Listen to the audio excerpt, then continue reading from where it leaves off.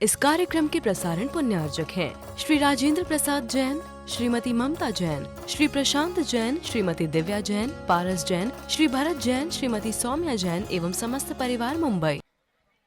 ओम नमः सिद्धेभ्यः। ओम नमः सिद्धेभ्यः। ओम नमः सिद्धेभ्यः। नमः श्री वर्धमानाय निर्धूत कलिलात्मने सालोकानां त्रिलोकानां यद विद्यादर्पणायते। अहिंसा परमो धर्म की, महावीर भगवान की। प्रातः स्मरणीय परम पूजाचार्य गुरुवर श्री विद्यासागर जी मुनि महाराज की जय।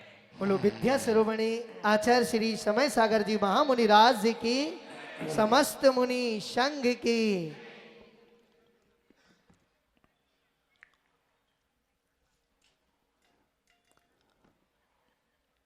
सिद्धांत में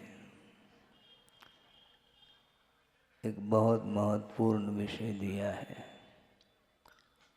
वह ये है, चाहे वो लौकिक संबंधी कार्य हो अथवा परमार्थ संबंधी कार्य हो, इन दोनों कार्यों के लिए कारण की बड़ी आवश्यकता होती है।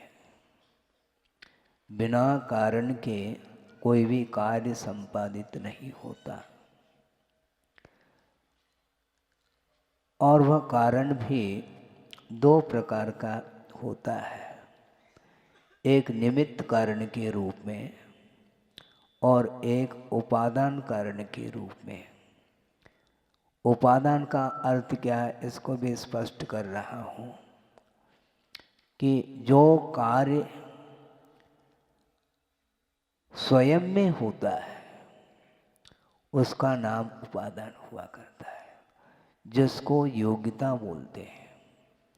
कारण सदृशम कार्यम ऐसा कहा है, और एक कदम आगे बढ़ कर के और स्पष्ट किया कि उपादान कारण सदृशम कार्यम। और उपादान में भी योग्य उपादान, बहुत सारी बातें हो गई, और निमित्त अलग है। एक छोटे से दृष्टांत से इसको स्पष्ट किया जा सकता है, और किया भी है आगम में, कि घट का निर्माण किससे होता है। मिट्टी से घट की उत्पत्ति होती है, वह स्वयं मिट्टी ही घट रूप में परिणमन करती है, इसलिए उसका ये उपादान कारण माना जाता है। और घट की उत्पत्ति में अन्यान्य जितने भी साधन हैं वे सारे सारे निमित्त के रूप में उपस्थित होते हैं। घट का निर्माण करने वाला कुम्हार होता है, कुंभम करोति इति कुंभकार, ऐसा कहा। जो कुंभ का निर्माण करता है वह कुंभकार माना जाता है, कुम्हार माना जाता है। वह एक निमित्त है। और भी निमित्त है कि नहीं? हाँ, बिल्कुल निमित्त है। कुम्हार मिट्टी लाता है, गधा खड़ा है, और उस गधे के पीठ पर वो मिट्टी को लाद करके ले आ रहा है। गधा भी उसमें सहयोग दे रहा है, और उस मिट्टी को घट रूप देना है तो उसको छानने की भी बड़ी आवश्यकता है। उसमें छोटे छोटे कंकर पत्थर अधिक होते हैं, उसको चालनी के माध्यम से छाना जाता है, तो वह चालनी भी उसमें निमित्त है, सहयोग प्रदान कर रही है। इसके बाद चाक चाहिए, नहीं चाहिए? कुम्हार का चाक, लेकिन चाक के नीचे कील होता है, वो भी आवश्यक है। ऐसा नहीं कि बिल्कुल कुम्हार के चाक को धरती पर रख दो, ऐसा नहीं होता। वो एक कील के आधार से वह चाक, और उसको घुमाने की बात है, डंडा भी आवश्यक है।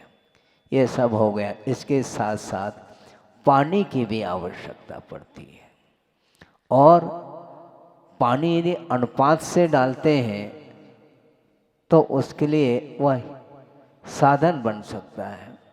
अनुपात से जल डालता है और उसको अपने पैरों से रौंदता है, तब कहीं जा कर के वह लोंदा सामने आता है। फिर उसको चाक के ऊपर चढ़ाया जाता है। चाक के ऊपर रख करके जब डंडे से उस चाक को घुमाते हैं, उसमें गति आती है। फिर बाद में वह जो आकार देना चाहें वह कुम्हार दे देता है। विभिन्न प्रकार के आकार को वह दे रहा है, देता है। ये सारे सारे निमित्त हैं और उपादान तो मिट्टी है। लेकिन एक और महत्वपूर्ण कारण क्या है? रह तो नहीं गया है? पूरे हो गए क्या? ध्यान है? और भी निमित्त है।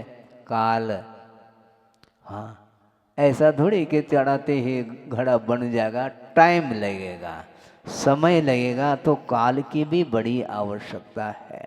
लेकिन काल अवधि के भरोसे पर रहोगे तो घट का निर्माण कभी भी नहीं होने वाला है, क्योंकि काल तो अमूर्त द्रव्य है, वह विद्यमान है।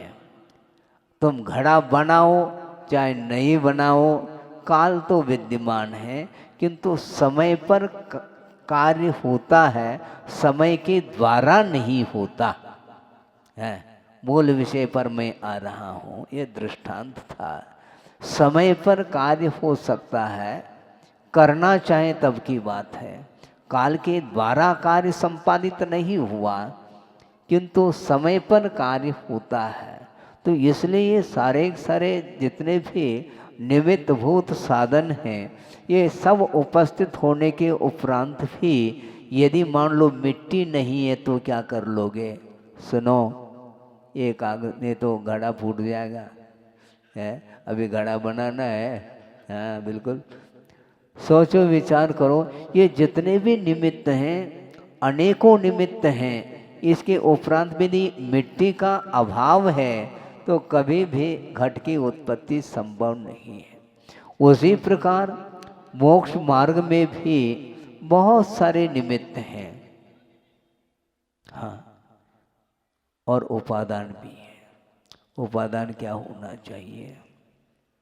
जीव को ही मुक्ति मिलेगी, ये क्लियर है। अजीव को मुक्ति नहीं मिलती। जीव ही संसारी और मुक्त के रूप में दो प्रकार के वर्णन में वह आता है द्रव्य, जीव द्रव्य। तो संसारी प्राणी को मुक्ति मिलेगी, किंतु मोक्ष को प्राप्त करने की योग्यता जिसके अंदर है वही मुक्त हो सकता है, अन्यथा नहीं। पर आज फिर कौन है योग्य? भव्य ही होगा। भव्य का अर्थ बहुत अच्छा अर्थ दिया है कि भवितुम योग्य भव्य, जो मोक्ष को प्राप्त करने की योग्यता जो रखता है उसी को मुक्ति मिलती है, लेकिन अपने आप नहीं मिलेगी। एक तो योग्यता चाहिए, किंतु उस योग्यता की अभिव्यक्ति जो होगी वह पुरुषार्थ के बल पर होगी। हमने कल ही बात कही थी या परसों कही होगी कि अनंत तीर्थंकर निकल चुके हैं, वो तो भव्य थे और वो तिर गए, किंतु अभी भी हम और आप इस धरती पर हैं तो क्या होंगे महाराज? बहुत विकल्प होता है। एक सज्जन ने कहा गुरुदेव के सामने कि महाराज हमें नींद नहीं आती है। क्यों? इसलिए नहीं आती महाराज, हम भव्य है क्या अभव्य है, इस चिंता के कारण हमें नींद नहीं आ रही है। आए बैठी है, मुझे नींद नहीं आ रही है। बहुत विकल्प होता है महाराज, बहुत आकुल व्याकुल हो जाता हूँ। भोजन में भी रुचि नहीं, भोजन भी नहीं रुचता। सुनो पहले, भोजन भी नहीं रुचता है। सब कुछ वैभव है, इसके उपरांत भी हमें भा नहीं रहा है। इतनी आकुल व्याकुलता है। महाराज मैं भव्य हूँ क्या? नहीं। तो गुरुदेव ने कहा तुम भव्य हो। क्यों? अभव्य को आकुलता नहीं रहती।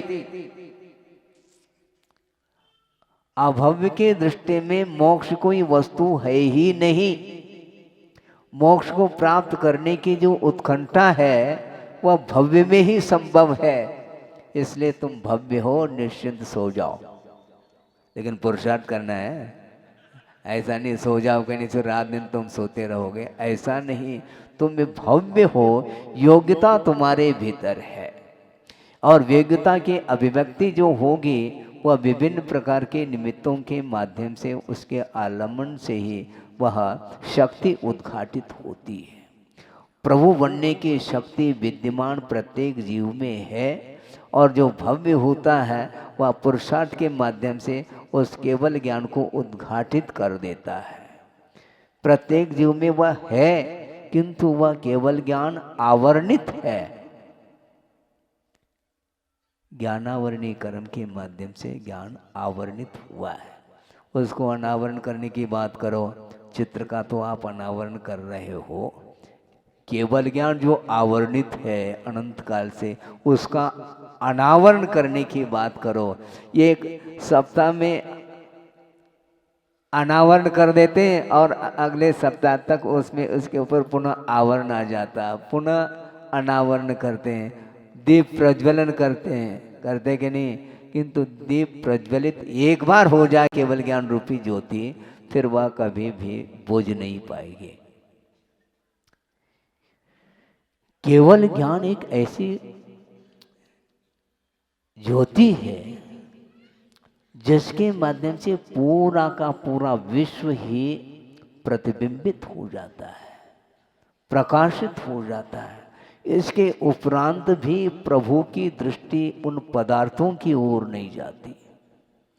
जानने का उनके अंदर कोई विकल्प नहीं है, वह बिल्कुल निर्विकल्प है।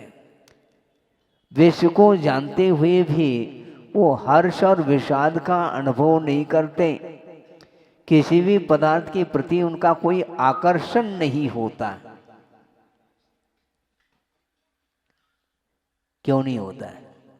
मोह का अभाव हो चुका है। सुनो, एकाग्र होकर के सुनो, मोह का अभाव हुए बिना ये आकर्षण छूटता नहीं। इसलिए अपने भीतर जो निधि है उसको प्राप्त करने के लिए समीचीन पुरुषार्थ की आवश्यकता है। कई स्वाध्याय प्रेमी हो सकते हैं, उनकी धारणा हो सकती है कि पुरुषार्थ कोई वस्तु नहीं है, जिस समय जिसका जैसा होना है वैसा होके रहेगा, ऐसे मान्यता भी है। किंतु वस्तुतः यह ठीक नहीं है। योग्यता के अभाव में कभी भी कार्य संपादित नहीं होता, यह बिल्कुल ठीक है। किंतु योग्यता की अभिव्यक्ति जो होगी वह बिना पुरुषार्थ के संभव नहीं। केवल भगवान ने जो देखा है उसके अनुरूप परिणाम होगा, इस प्रकार की धारणा यह आगम सम्मत नहीं। हाँ, केवल भगवान ने जो जाना है उसके अनुरूप वस्तु का परिणमन नहीं, क्योंकि वस्तु का परिणमन जो है वह स्वतंत्र हुआ करता है। वस्तु कभी परतंत्र नहीं हो सकती। वह स्वयं परिणमन करना चाहे तो वह संभव है। उन्होंने जान लिया, आपकी योग्यता को उन्होंने जान लिया पहले से, किंतु योग्यता का उद्घाटन जो होगा वह किसके द्वारा होगा मुझे बताओ? क्योंकि चार गति है। नरक जाने की भी योग्यता मनुष्य के अंदर है, कर्म भूमि के मनुष्य की बात करना, और तिर्यंच बनने की भी योग्यता है, देव पर्याय को प्राप्त करने की भी योग्यता है, मनुष्य से मनुष्य पर्याय को प्राप्त करने की भी योग्यता है, और मनुष्य से मुक्त होने की भी योग्यता है। योग्यता के अपेक्षा से उन्होंने कहा कि तुम्हारे भीतर ये योग्यता है, किंतु योग्यता का जो उद्घाटन है उसकी अभिव्यक्त करने की जो बात आती है वह आपके ऊपर निर्धारित है। भगवान ने जो जाना वो होगा ऐसा कहोगे तो फिर नरगति का जो बंद होगा वो तो उनके जानने के ऊपर निर्धारित है। आपने क्या किया फिर? नरक जाने के योग्य यदि परिणाम नहीं करता है कोई जीव तो वह नरक जा नहीं सकता। कारण सदृशम कार्यम इसी को बोलते हैं। विषयों के प्रति अत्यासक्ति का जो भाव है वही नरक आयु के बंध के लिए कारण माना है। यदि परिणाम आप नहीं करेंगे तो आप कोई भी आपको नरक भेजने वाला है ही नहीं दुनिया में। कौन जाना चाहेगा नरक? नहीं जानना चाहता, किंतु जा क्यों रहा है? अपने परिणामों के कारण जा रहा है। इसलिए आसक्ति को कम करने का पुरुषार्थ हमें करना है। हाँ, पर वस्तु के प्रति जो आकर्षण है वो अभी तक समाप्त नहीं हो पाया। कब होगा समाप्त? अपने आप नहीं होगा, आप करना चाहो तो होगा। केवली भगवान ने ये जान लिया है कि तुम्हारे अंदर कौन कौन सी योग्यताएं विद्यमान है, और उसके अनुरूप यदि आप परिणाम करते हैं तो उसका प्रतिफल आपको मिलेगा। नरक आयु का कोई बंद कर दें और किसी दूसरे को वह नरक पर्याय मिल जाए, ऐसा संभव नहीं। आप देवाय का बंद कर लो और दूसरे को स्वर्ग मिल जाए, ऐसा नहीं होता। आप जो परिणाम करते हैं उसका कर्ता आप हैं और उसके फल का भोक्ता भी आप ही होंगे। इसलिए केवली भगवान ने और कुछ नहीं जानना, आपकी जो योग्यता है उसको उन्होंने स्पष्ट रूप से जाना। प्रत्येक जीव के अंदर अनंत योग्यताएं छिपी हुई हैं, उसको उद्घाटित करने के लिए ही उनका कहना है। यदि पुरुषार्थ की कोई आवश्यकता नहीं पड़ती तो हम पूछना चाहते हैं फिर उपदेश की क्या आवश्यकता है? सबसे क्वेश्चन मार्क लग जाएगा। पुरुषार्थ के बिना ही सब कुछ होना है तो मुझे क्यों पुरुषार्थ करना आपको उपदेश देने के लिए?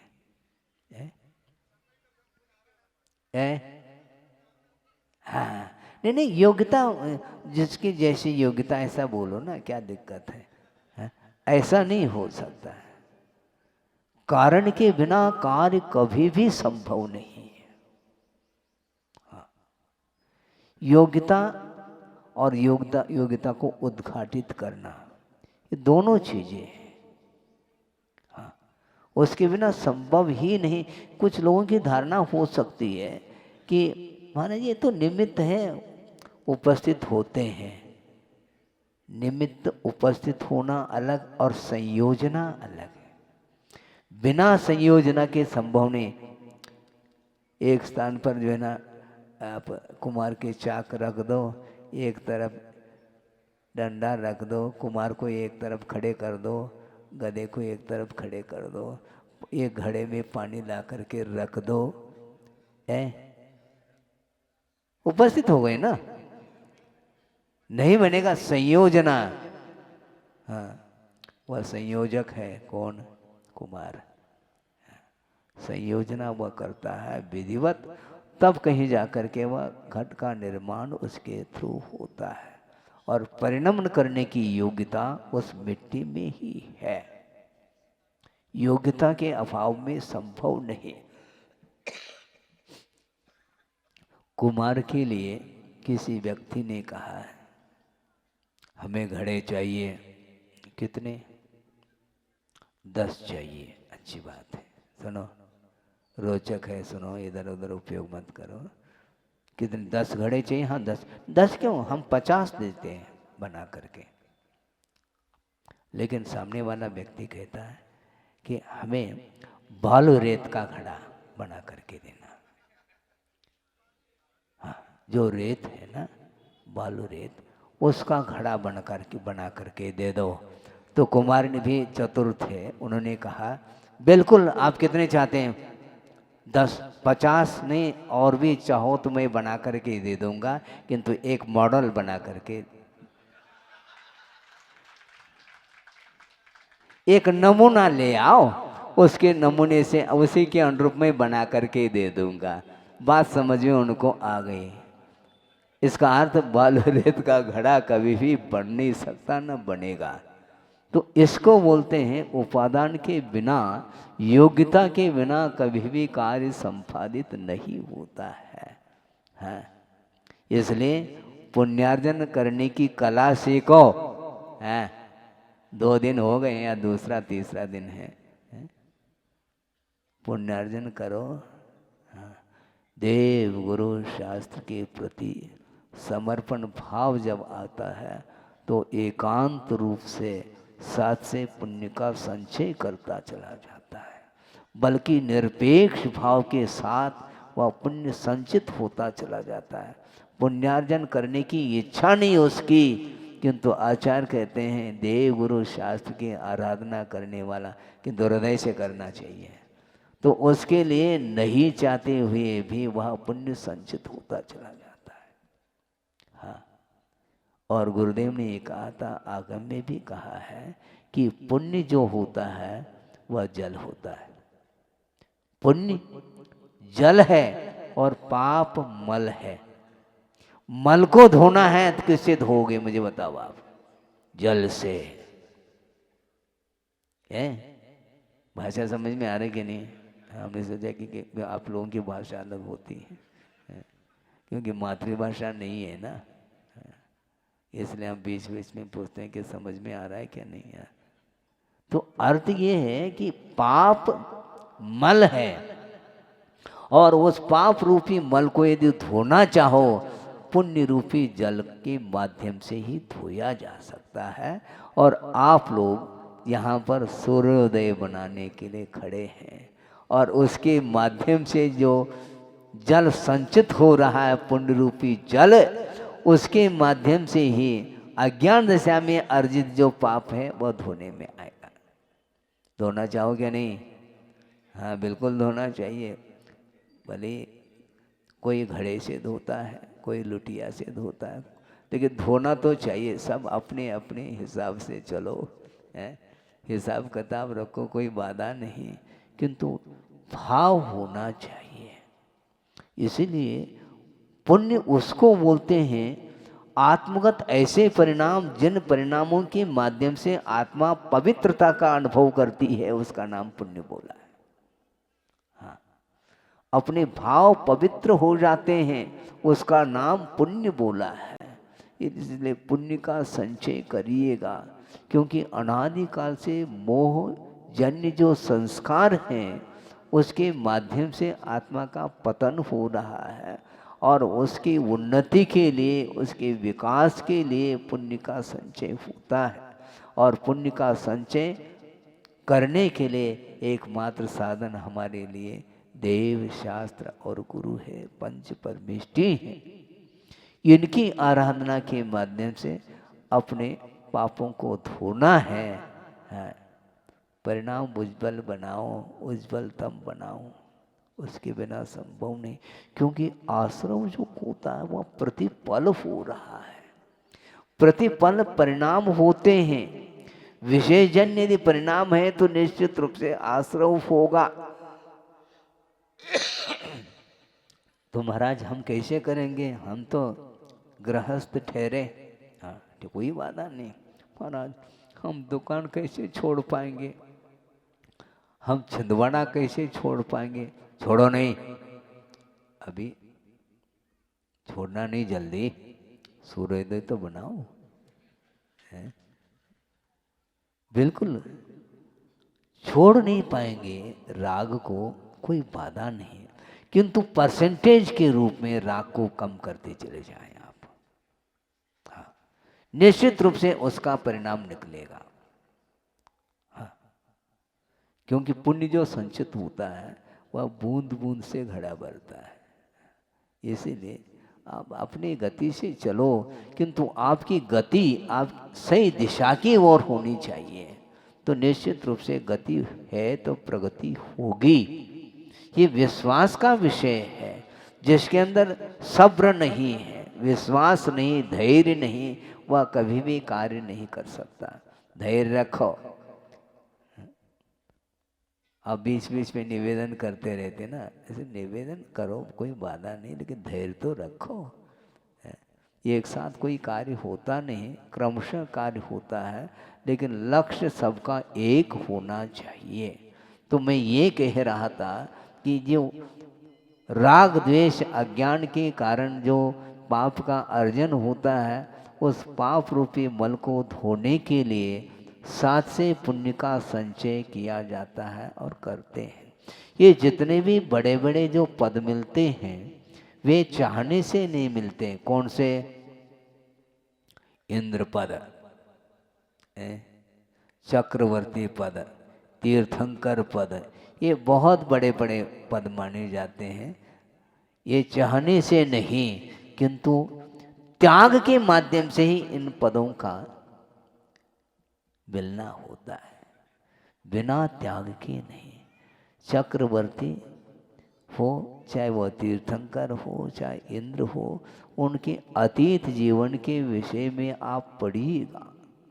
वर्तमान योग आदि ग्रंथों में स्पष्ट लिखा हुआ है। रत्नत्रय की आराधना, निर्दोष जो आराधना करता है, त्याग करता है, त्याग में जीवन बना लेता है, बड़े बड़े उपसर्ग और परिचय को सहन करते हुए शरीर के प्रति कोई ममत्व भाव नहीं, इस उग्र तप के माध्यम से 7 से पुण्य का संचय होता है। या तो उसी भव से उन्हें मोक्ष का लाभ होता है, यदि नहीं भी होता है तो इंद्र पद वहाँ पर है। कौन? सौधर्म इंद्र है, अहमिंद्र है, ऐसे बड़े बड़े पद। मुंह में पानी तो आता है, हमें भी पद मिल जाए। अरे मिल जाए क्यों कहते हो? जिस तप के माध्यम से मुक्ति मिल सकती है, निर्वाण का लाभ हो सकता है, सिद्धत्व की उपलब्धि हो सकती है, उस साधना के माध्यम से तुम छोटे छोटे पद को क्यों चाह रहे हो? स्वर्ग को क्यों चाहते हैं? स्वर्ग यहाँ पर उतर सकता है, ध्यान रखो। हाँ, धर्म के माध्यम से, साधना के माध्यम से मुक्ति मिलती है। अनंत काल से संसारी प्राणी संसार में ही विचरण कर रहा है, इसके बाद भी पर वस्तु के प्रति उसका आकर्षण छूट नहीं रहा है। छोटे क्यों? छोड़ना पड़ेगा तुम्हें, बिना छोड़े वो छूट नहीं सकता। पर आज हम कैसे छोड़े? एक व्यक्ति आए गुरुदेव के सानिध्य में, सुना रहा हूं मैं। पर आज 10 लक्षण पर्व में हम उपवास कर सकते हैं। 10 उपवास में हमसे करवा लो, मैं कर लूं, किंतु चाय नहीं छूटती महाराज।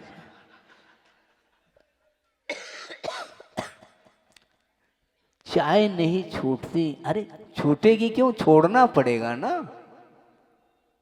कैसे छोड़े महाराज? आदत पड़ी है, हैबिट जिसको बोलते, वो आदत पड़ी है, तो आदत को तो छोड़ना तो पड़ेगा, आदत छोड़ना पड़ेगा। इसी प्रकार भी एक व्यक्ति ने कहा, महाराज ये चाय है, चाय पीते हैं और क्या पीते हैं?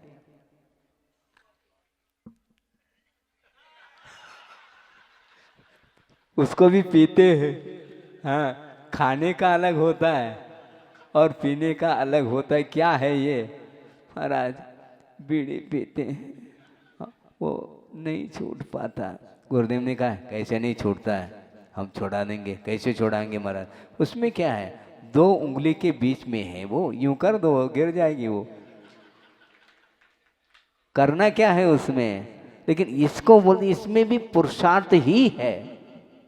बिना पुरुषार्थ के आपके अंदर त्याग का भाव जब तक नहीं आएगा, तब तक आप पर पदार्थ को छोड़ नहीं पाएंगे। इसलिए ये बड़े बड़े पद की इच्छा रखते हो और इतनी सी चीज छूट नहीं पा रहे हैं आप, कैसे मिलेगा तुम्हें? चक्रवर्ती पद है, इंद्र पद है, तीर्थंकर पद है, बहुत बड़े बड़े पद, और ये सम्यक्त के साथ ही सारे सारे पद मिलते हैं। मिथ्या दृष्टि के लिए इस प्रकार के पद उसके भाग्य में, उसके नसीब में है ही नहीं। इसलिए ये इच्छा का निरोध करो। ये व्यवसाय नहीं है, ध्यान रखो। व्यवसाय में होता क्या है? एक हाथ से दाम देता है, दूसरे हाथ से माल ले लेता है। उसी प्रकार आप ये कहना चाहो मैं इतना दे दूंगा मुझे इतना मिल जाए, गलत बात है। ऐसा नहीं, भगवान के चरणों में जा करके और कोई भी इच्छा साथ ले करके नहीं जाना उनके चरणों में। तत्पार्षद पढ़ते हैं आप? हाँ, मंगलाचरण में क्या आया है? हाँ, मोक्ष मार्ग से नेतारम भेतारम कर्म भूव्रताम ज्ञातारम विश्व तत्वानाम वंदे, हाँ, तद्गुण लब्धये। अंतिम चरण में प्रयोजन बताया है। हे भगवान, मैं आपके चरणों में आया हूँ, मैं आपकी वंदना कर रहा हूँ, मैं आपके चरणों में नतमस्तक कर रहा हूँ। आप कैसे हैं? मोक्ष मार्ग के नेता हैं आप, नेतृत्व करने वाले हैं, और कर्म रूपी पर्वतों के भेदन करने वाले हैं, और विश्व तत्वानाम ज्ञातारम कहा, विश्व के समस्त पदार्थों को जानने की क्षमता आपके भीतर है। इस प्रकार योग्यता के धनी आप हैं भगवान, इसलिए मैं आपके चरणों में आया हूँ, मैं आपकी वंदना कर रहा हूँ। किंतु आचार्य कहते हैं कि वर्थम, क्यों वंदना करना चाहते हो? तद्गुण लब्धये। हे भगवान, हमारा और कोई भी लक्ष्य या प्रयोजन, कोई अभिप्राय, कोई उद्देश्य नहीं, केवल आपके चरणों में आने का एकमात्र उद्देश्य यही है कि जिस प्रकार आपने अपने साधना के माध्यम से जो शक्ति के रूप में केवल ज्ञान था और उसको आपने केवल ज्ञान रूपी ज्योति प्रकट कर ली, उसी प्रकार मेरे भीतर भी वह केवल ज्ञान रूपी गुण विद्यमान है। उन अनंत गुणों को उद्घाटित करने के उद्देश्य को लेकर के आपके चरणों में आया हूँ, मुझे और कोई भी अपेक्षा नहीं है। इसको बोलते हैं तद्गुण लब्धये। उनके गुणों को प्राप्त करना, उनके गुणों को प्राप्त करने का आशय ये है कि प्रत्येक संसारी प्राणी में प्रभुत्व बनने की शक्ति विद्यमान है। प्रभु बनना चाहो तो प्रभु के चरणों में नतमस्तक हो जाओ। क्या करना है? प्रभु बनना है ना, प्रभु बनना है, लेकिन ऐसा नहीं बन सकते आप। प्रभु बनने की जो प्रक्रिया है वो अद्भुत प्रक्रिया है। दूध में घी है क्या? नहीं, मैं प्रश्न पूछ रहा हूं आपके लिए। है गंध आती है दूध में? फिर आप बोल रहे ना दूध में घी है। हाँ, दूध में घी विद्यमान है शक्ति के रूप में। विधिवत उस दूध में से उस घृत को, उस घी को निकाला जाता है। दूध को पहला तपाते हैं, आपको ज्ञान नहीं, इनको होगा, रोजाना तपाती है वो। दूध को तपाया जाता है और अनुपात से तपने के बाद उसमें अनुपात से जामुन डाला जाता है।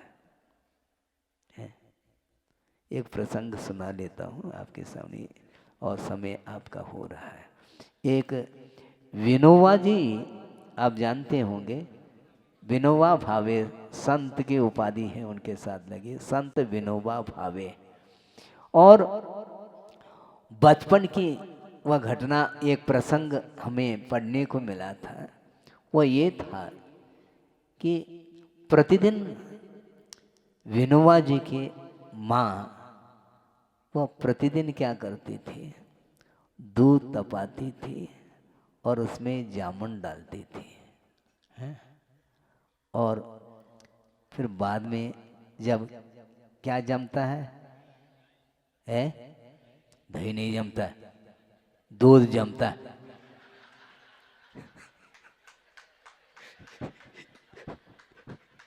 यही तो समस्या है। लेकिन ये जनपद सत्य हो गया है कि दूध जमता है, क्या दही जमता है? दही जमता है ऐसा बोलते हैं, जबकि वह दूध ही दही के रूप में परिवर्तित हो जाता है।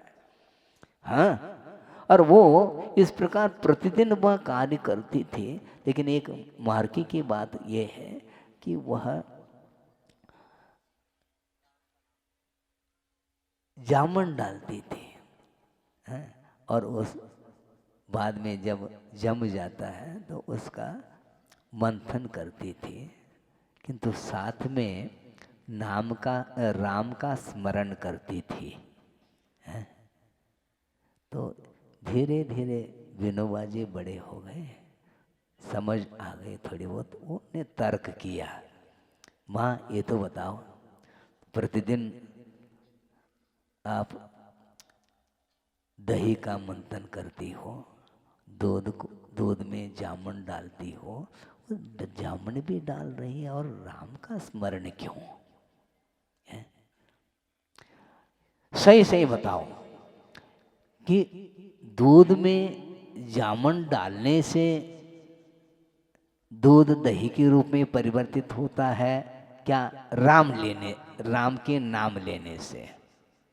यदि राम के नाम लेने से दूध यदि दही के रूप में परिवर्तित हो जाता है तो जामुन डालना छोड़ दो। यदि जामुन से ही दूध दही के रूप में परिवर्तित होता है तो राम का नाम लेना छोड़ो। भारी समस्या खड़ी हो गई। और माँ मुस्कान लेती है, बेटा तुम्हें मालूम नहीं है, दूध जो जम जाता है दही के रूप में परिवर्तित होता है वह जामुन के माध्यम से ही होता है, किंतु राम का नाम इसलिए मैं लेती हूँ ऐसा न हो कि मेरे अंदर कहीं अहंकार न आ जाए कि मैंने जमाया है इसको, नहीं समझे हैं? इसलिए प्रतिदिन वह राम का नाम लेती थी। इससे स्पष्ट है कि निमित्त और उपादान ये दोनों अनिवार्य है। प्रभु का नाम लेने से ही आप प्रभु बनेंगे, किंतु पुरुषार्थ को छोड़ना नहीं। केवल राम राम राम कहोगे और पुरुषार्थ राम के अनुरूप यदि नहीं करोगे तो आपको राम प्रसन्न नहीं होंगे आपसे, हैं? राम को प्रसन्न करना खेल नहीं। राम ने जो कार्य किया है उसी प्रकार आपको भी करना पड़ेगा।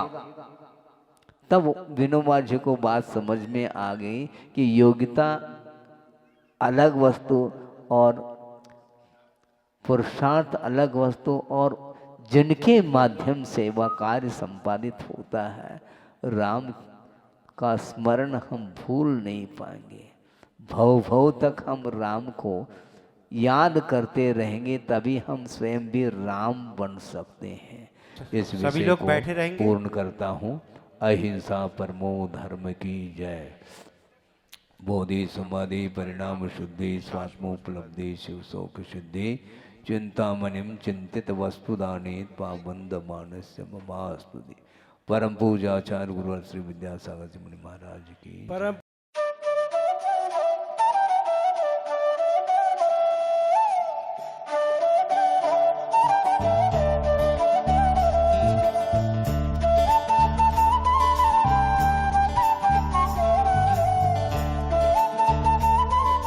इस कार्यक्रम के प्रसारण पुण्यार्जक हैं श्री राजेंद्र प्रसाद जैन, श्रीमती ममता जैन, श्री प्रशांत जैन, श्रीमती दिव्या जैन, पारस जैन, श्री भरत जैन, श्रीमती सौम्या जैन एवं समस्त परिवार मुंबई।